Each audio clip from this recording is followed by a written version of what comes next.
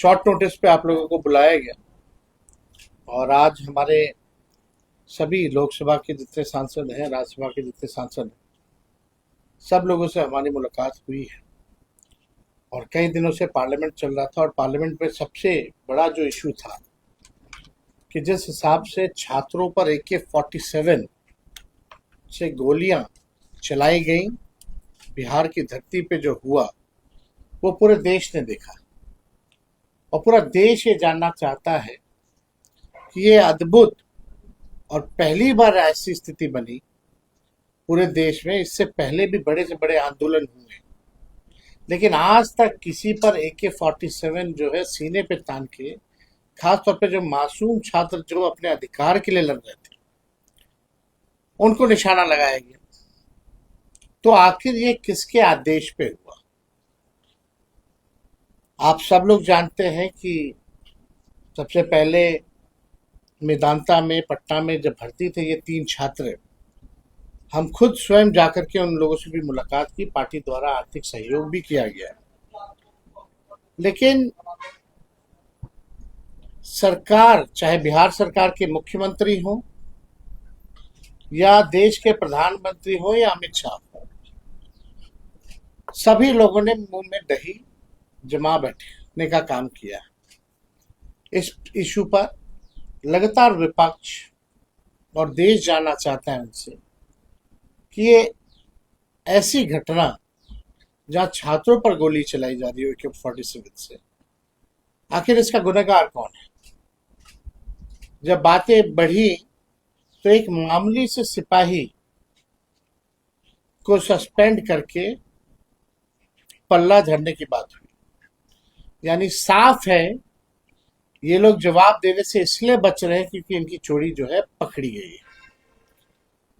हम तो सम्राट चौधरी जी से जानना चाहते हैं कि अब तक आपने थोड़ा सा भी समय नहीं निकाला कि जिन छात्रों को गोली लगी है वही पटना मेदांता में भर्ती थे, क्या एक बार भी झांकने भी गए, देखने भी गए?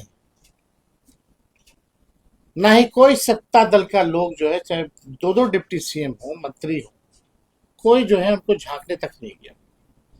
तो बात यह है कि कल को अगर और भी आंदोलन होगा तो बिहार को जो पुलिसिया स्टेट बनाने की जो कोशिश की जा रही है, और हमने पहले भी कहा था कि पुलिसिया स्टेट किसी भी कीमत पे हम लोग बनने नहीं देंगे।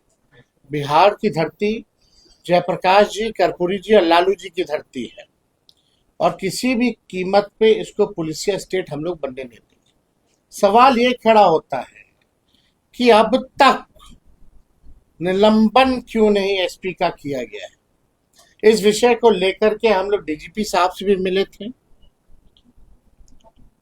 उन्होंने कहा है कि कार्रवाई की जाएगी, लेकिन अब तक जो है कोई कार्रवाई नहीं की गई है।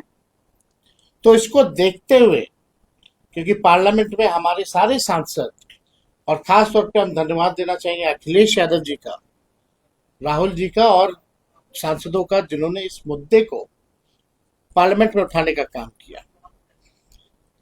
इसको देखते हुए हम लोगों ने निर्णय लिया है कि आने वाले 19 अगस्त को 11 बजे से हम सभी पार्टी के जितने MLA हैं, विधायक हैं, MLC हैं, पार्टी के जितने कार्यकर्ता हैं, हम सब लोग जो है पार्टी दफ्तर से राजभवन तक हम लोग जो है मार्च करेंगे। और लोग में गुस्सा है कि भाई ऐसी निकम्मी सरकार जो छात्रों पर गोलियां चलाने का काम करती है, एक SP का भी निलंबन नहीं करा सकते।